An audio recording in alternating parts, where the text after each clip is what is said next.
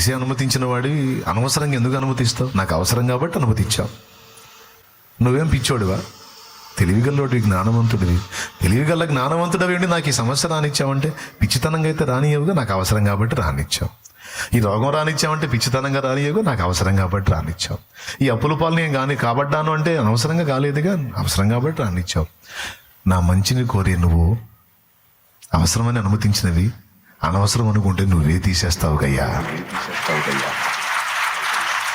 కాబట్టి వాటి గురించి నాకు చింత లేదయ్యా, వాటి గురించి నాకు చింత లేదు. నాకు నువ్వు కావాలి, నీ సన్నిధి కావాలి, నీ బలం కావాలి. ఈ జీవితకాలం ముగించకముందే నీకోసం ఫలించాలి, నీకోసం వాడబడాలి, 10 మందికి దీపంగా మారాలి, 10 మందికి దీవెనగా మారాలి. నాకు నువ్వు కావాలి. నువ్వు ఉంటే నా బ్రతుకు వెలుగుతుంది. నా బ్రతుకు వెలిగితే అది 10 మందికి ఆదర్శం అవుతుంది.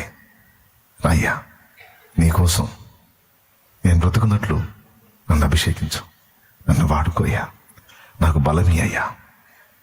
ఒకప్పుడు తెలియక నా కోసం, నా ఇంటి కోసం అని అన్ని ఆలోచనలు చేశాను. ఈరోజు నాకు ఆశ లేదయ్యా. నన్ను, నా బిడ్డల్ని, వాళ్ళ బిడ్డల్ని కూడా బ్రతికించగల దేవుడు నువ్వు నాకు దొరికావు. ఇంకా నేను దేని గురించి ఆలోచించి దిగులు పడేదయ్యా? నువ్వు లేకపోతే కదా